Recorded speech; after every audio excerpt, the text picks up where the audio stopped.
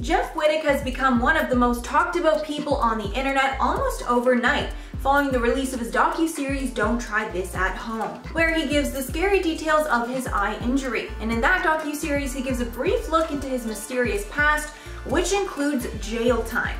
And today I wanted to look more into that past and discover how he got to where he is today. I'm Mackenzie, and make sure to subscribe if you're new here. Jeff Wittek is 31 years old and is from Staten Island, New York. And in the first episode of his series, he opened up about his childhood, saying that he, quote, always wanted to be a baseball player and that he, quote, grew up dirt poor. As a teenager, he learned how to cut hair, and by 16, he was, quote, making $1,500 a week as a barber. This fast money then made him cut school often and focus on this barber career. This led to him getting involved with a rough crowd, and he said he would, quote, sell anything that he could get his hands on. This included the green plant that's now legal in most places. I can't say the word, but hopefully y'all catch my drift. Back when he was selling it, it wasn't legal, and he was arrested multiple times for selling it. He eventually decided to move to Miami, where his barber career was picking up, but so was his other illegal business. And he says in the docuseries that he was hanging out with much bigger criminals than before. In 2011, when he was 21, he was arrested on charges of possession of multiple illegal substances, as well as the intent to sell it. Those charges were incredibly serious, and he was looking at 15 years in prison. However, he was able to serve a significantly smaller sentence because of a technicality. Apparently, the police did not have a warrant to search his penthouse. He said in the doc, quote, 15 years I was supposed to do was gone. I would still be in jail to this day, and now I was free to go. After this, Jeff decided to move to LA and grow his brand as a barber, but also as an influencer. Around this time, he also started his YouTube channel. In 2012, he started a Tumblr blog called Behind the Cuts, where he posted images with celebrities like Pauly D, Mac Miller, and A$AP Rocky. He also had a few stints on reality TV because he was cutting hair for these big stars. Then in 2014, he moved to 1600 Vine, which was the apartment complex known for housing pretty much all the huge Viners at that time, like the Paul brothers, King Bach, and Lele Pons. He also got involved in Vine at this time too, and would film Vine and YouTube sketches with these huge influencers. In 2015, he started dating actress Sierra Ramirez after meeting her at a club in LA, although their relationship ended in 2018. And this was yet another boost to Jeff's career and got him further into the spotlight. Jeff's involvement in the Vlog Squad started when he met Toddie Smith in 2017, when Todd and Scotty Sire were in New York doing a brand deal for American Express. Wittek said the pair were, quote, drunk out of their minds, and that they, quote, bonded instantly over alcohol. Around this time, Jeff also started to take his YouTube channel much more seriously and started his Jeff's Barbershop series, where he would interview influencers and cut their hair at the same time. And just a side note, I seriously think his barbershop interviews are some of the best content on YouTube. A little while after befriending Todd, Jeff appeared in his first David Dobrik vlog in 2018. In this vlog, Jeff got pulled over by the cops, and David learned quickly that Jeff was an ex-felon. Jeff said about this interaction in his YouTube series, quote, on our first interaction, I didn't plan on vlogging with him. I was hanging out with Todd and David showed up. After this video, David clearly thought that Jeff would be a perfect addition to his vlog squad. And Jeff started appearing in vlogs more regularly throughout 2018 and 2019.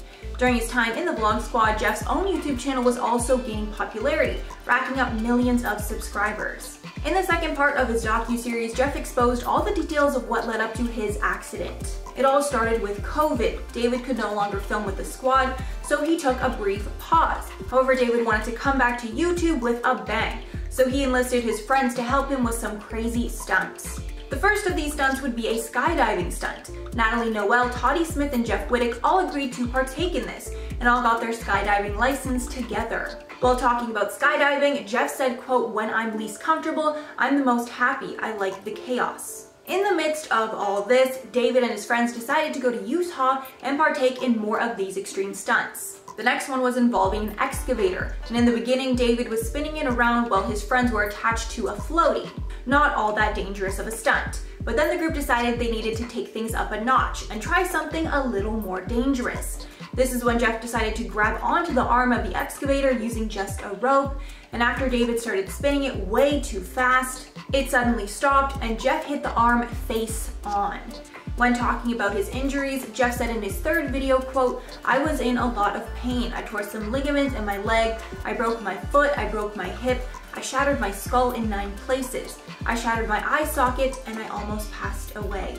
But even though Jeff was now recovering from this near-fatal injury, he didn't want to stop the momentum of his barbershop series, and filmed an episode with Dixie D'Amelio only 5 days after that accident. This is of course when fans started to ask more about his injury. Some fans even assumed it was fake because Jeff refused to talk about it, and he gave conflicting stories about what happened.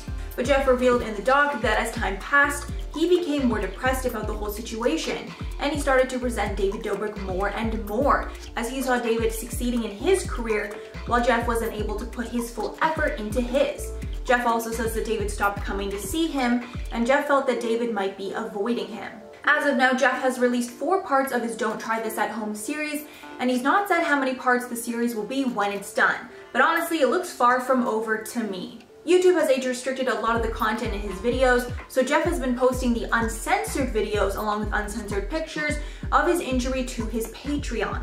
Last week, Jeff actually celebrated being the #1 over 18 creator on the site, with him gaining 37,000 patrons in just the past 10 days.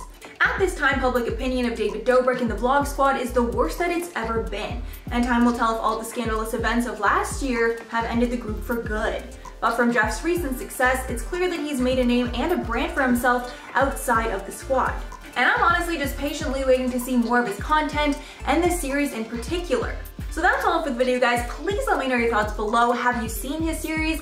And what are your opinions of David and the squad following all the revelations that has been made about the big secret that they were all hiding? Thanks so much for watching, guys. Make sure to like and subscribe if you're new here and want to see more. Also, make sure to follow us on social media. I've been your host, Mackenzie Smith, and I will catch you all in the next one.